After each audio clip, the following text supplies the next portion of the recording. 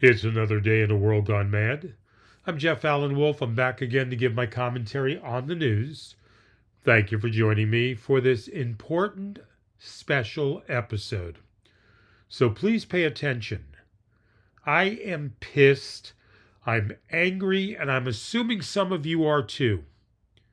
And I'm going to give you a deep dive in this episode. So pull out a large glass of your favorite drink. I don't care if it's iced tea, scotch on the rocks, or water. And get a big snack because this is going to be detailed. Let's talk about the so-called Big Beautiful Bill. Trump's signature legislation. This is the centerpiece of his domestic agenda in 2025. And whether you love the guy, hate the guy, or can't stand politics in general, this bill is going to affect your life in one way or another. Period. Now, at this time, while I'm recording this episode, the bill is in the Senate right now with a vote-a-rama. They haven't voted yet. They may not vote tonight. Probably when you get this episode tomorrow morning or late morning, they would have already voted on it. So the vote may have happened after I record this episode. And whether the vote passes or doesn't pass, this episode is going to tell you everything about this bill that you need to know. Now, if you think I'm going to trash the Republicans, I will at every point I find them to be wrong. But let me be clear about something, listeners. If I find Democrats are wrong, I will shove my foot up their ass so far, they'll walk funny for the rest of their life. So the bill.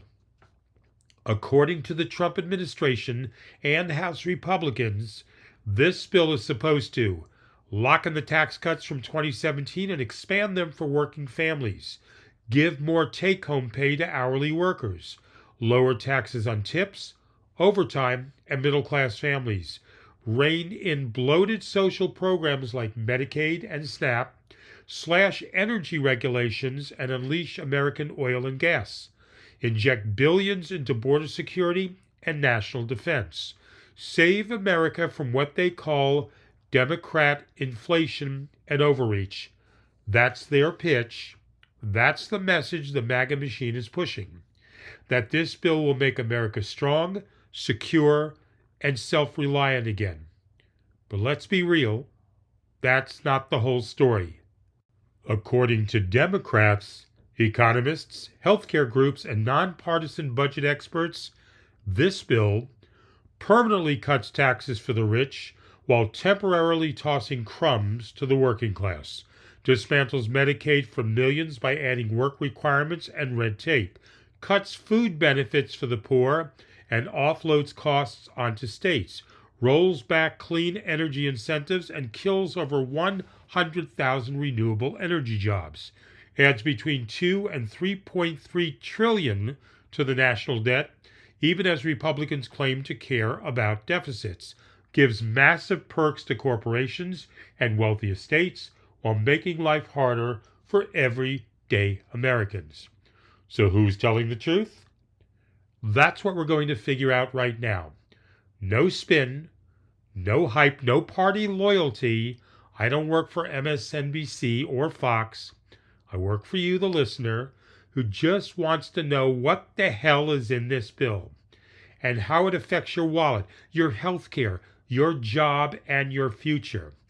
I'm going to break down the big, beautiful bill, Trump's signature legislation of 2025, point by point, no talking points, no bullshit, just the raw reality of it.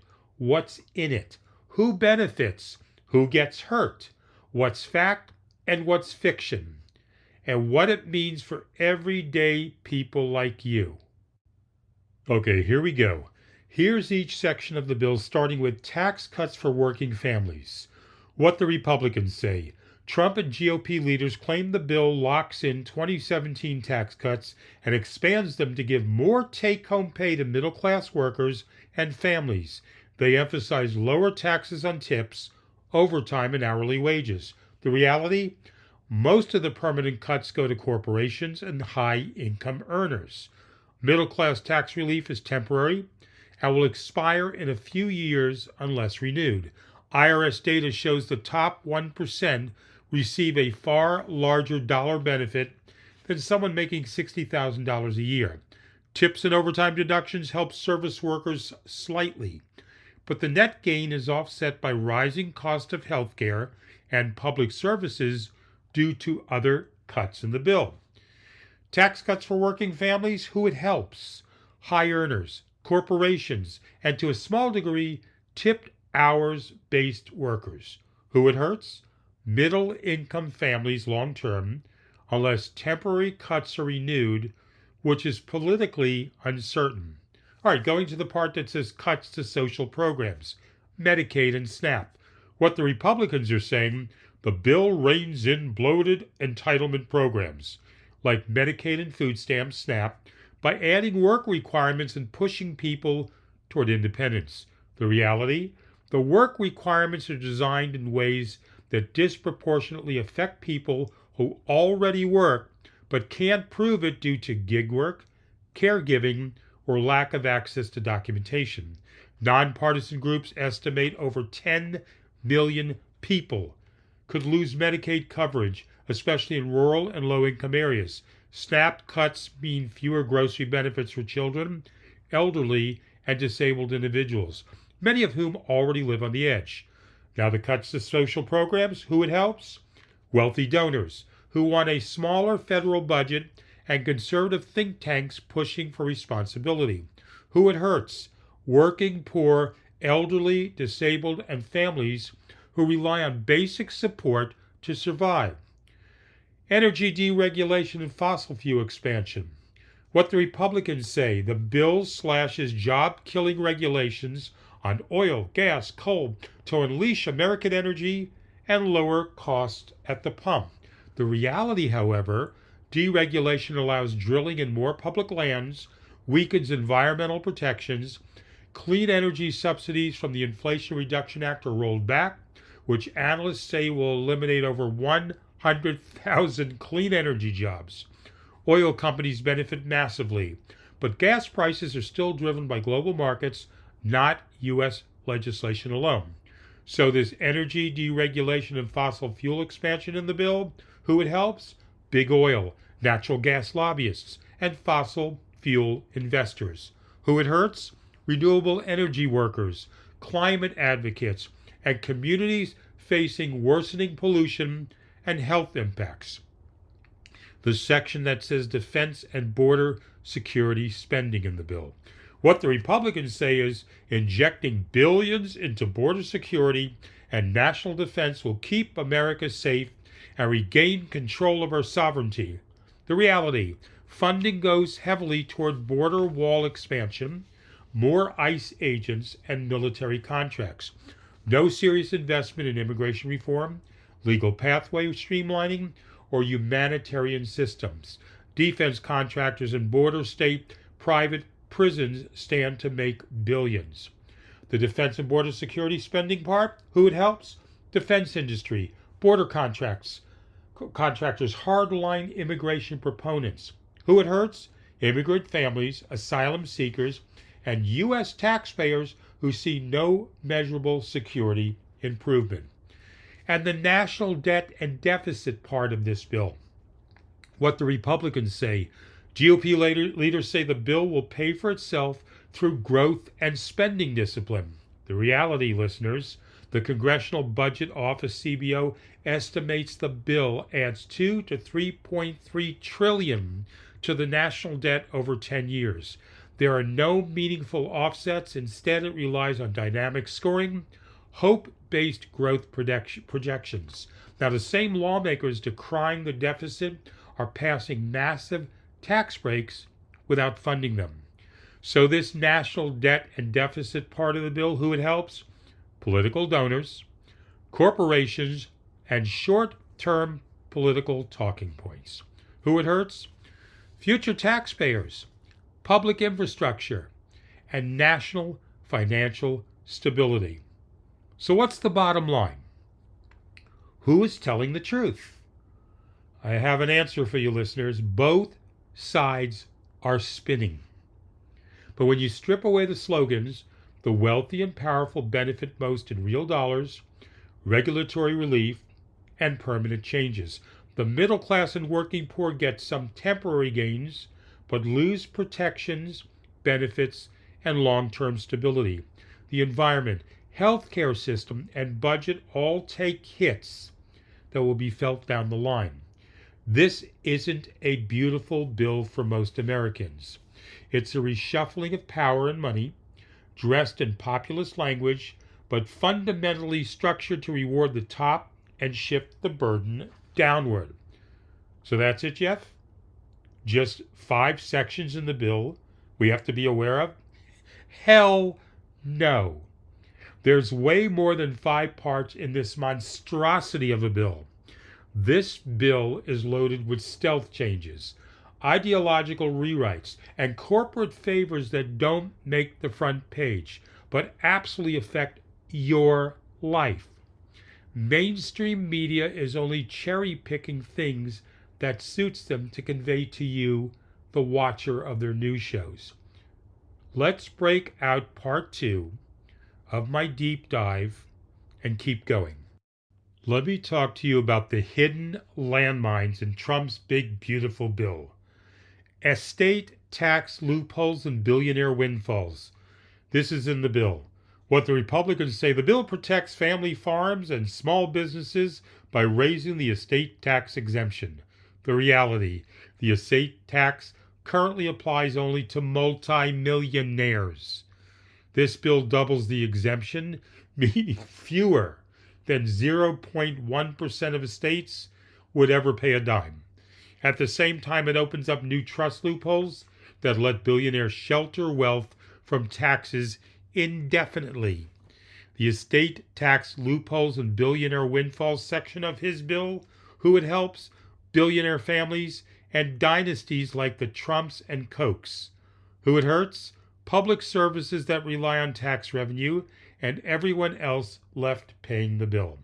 Another landmine in this bill, education cuts and vouchers. What the Republicans say, the bill gives parents freedom of choice in education by promoting private school vouchers and reducing wasteful federal education spending. However, the reality, funding is slashed for public schools, especially in low-income areas. Vouchers shift taxpayer dollars to private and religious schools, many of which can legally discriminate or avoid teaching science-based curriculum. There's no new funding for teacher pay, school meals, or mental health services. It's in the bill. The education cuts and vouchers, who it helps? Private school networks, conservative education groups, and wealthy families. Who it hurts? Public school students, teachers, and working class communities. Another section, another landmine in this bill, rollbacks on labor protections. What the Republicans say about this, the bill removes red tape to help small businesses hire and grow. The reality, weakens overtime pay rules, making it harder for salaried workers to qualify for extra pay. Undermines union protections, allowing employers to delay or block organizing efforts. Narrows definitions of employee, making gig workers even more vulnerable to exploitation. So there's rollbacks on labor protections. Who it helps? Large corporations, Uber-style gig platforms, and anti-union lobbyists. Who it hurts? Workers trying to earn fair wages, join unions, or secure stable employment. Healthcare deregulation and private, another landmine. The plans, what the Republicans say about this part of the bill, the bill empowers choice by promoting health savings accounts, HSAs, and scaled back insurance plans. The reality, it expands junk insurance plans that cost less upfront to you, but offer little or no coverage when you actually need it. Pushes people toward high deductible plans and HSAs, which mainly benefit higher earners. It also undermines key Affordable Care Act protections, especially for people with pre-existing conditions. So this healthcare deregulation and private plan, a landmine. Who it helps? Insurance companies, private equity health plans, wealthy individuals. Who it hurts? Lower income families, people with chronic illnesses, and anyone hit by surprise medical bills. And another landmine? Targeted attacks on blue states. Well, what the Republicans say, well, the bill ensures fairness in tax policy across all states. The reality, caps state and local tax deductions called SALT, hitting residents in high tax states like California, New York, Illinois, Massachusetts. Wonder where those are? What type of voters are there? Limits deductions on mortgage interest and local property taxes, hurting middle and upper middle class homeowners in Democratic-leaning states. It's a partisan punch, plain and simple. Targeted attacks on blue states, landmine, who it helps? Federal coffers, temporarily. Who it hurts? Homeowners and taxpayers in blue states, many of whom already pay more into the federal system than they get back. There's more. We haven't even touched the environmental rollbacks in this big, beautiful bill, the surveillance expansions, the corporate stock buyback incentives, or the attack on civil rights enforcement buried in footnotes. Why I'm pissed and angry, why everyone should be also, is because of this and much more. Here's what recent polls say about public opinion on Trump's one big, beautiful bill. Public sentiment, overwhelming opposition. Fox News reported 59% of Americans oppose the bill versus 41% who support it. CNN's summary of multiple polls, the net approval ranges from 19 to 29 points. That's it across Washington Post, Pew, Fox, Quinnipiac, and Kaiser Foundation surveys. In other words, between 60 to 65% disapprove of this one big, beautiful bill versus 35 to 40% approval. The Pew Research Center, June 17, said 49% oppose, 29% support, 21% are unsure. I don't know what the hell they're smoking. Kaiser Family Foundation, 64% view it unfavorably, 35% favorably, and the opposition crosses party lines. 85% of Democrats, 71% of independents, 2/3 of non-MAGA Republicans oppose this bill. Support is concentrated among MAGA Republicans at 72%. So what do Americans dislike most about this bill? Well, the perceived loss of Medicaid coverage, with 11 to 16 million people projected to lose access. Large projected increase in federal debt up to $3.3 trillion over a decade. Cuts to SNAP and other safety nets, with AP, NORC, and Politico noting widespread public concern over funding reductions. So the bottom line, Wolfpack listeners, America isn't just skeptical. It's broadly opposed to this legislation. Support is narrow and intensely partisan, while opposition spans the center and left, with significant concern coming from moderates and non-MAGA Republicans. The bill's most controversial elements, Medicaid, SNAP cuts, the national debt growing enormously, are what fuel this backlash. Let's cut the crap, okay? This bill isn't some patriotic lifeline for working families. It's a brutal, bloated, corporate love letter masquerading as middle-class relief. While MAGA Republicans shout about freedom and tax cuts, what's really inside is a ticking time bomb for everyday Americans. Gutted Medicaid, slashed food benefits, rollbacks on clean energy, billionaire estate tax loopholes, and trillions added to the national debt. And the public sees it. Poll after poll shows overwhelming opposition, not just from Democrats, but from independents and moderate Republicans too. This isn't leadership. It's a shameless redistribution of wealth from the bottom up, coated in red, white, and bullshit. I'll let the other famous podcasters that you know of, and you most likely listen to make up crap and be sensationalistic with their podcasts. I prefer to keep it real.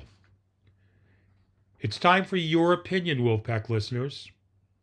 Very little has moved you to respond back to me on all my episodes for over a year and a half now. Only a handful of you have emailed me or texted me or phoned me.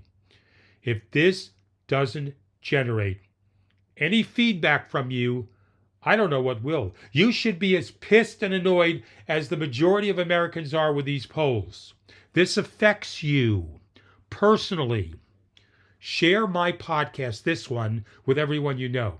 You share everything else on the internet. You share all the other podcasters and talkers on YouTube. Please share this. This is important. This is the real story about Trump's big, beautiful bullshit bill. You should know my email by now. It's aworldgonemadpodcast at gmail.com. Or leave your comments at 833-399-9653. 24 hours a day, 7 days a week, voicemail box. That's all it is. Your thoughts, your feedback, your response from you, I'm asking respectfully. Or leave your comments to me on Blue Sky. For this episode, I normally do an uplifting and inspiring story. I don't have one for you for this one. This bill is too important right now, people.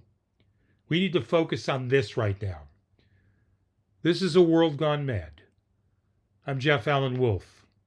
I'll be back again Wednesday, commenting on the continuing madness. Really hope to hear from you this time. And as I say over and over again in all my episodes, without your comments and feedback, I'm sitting in a room talking to myself. Stay hopeful.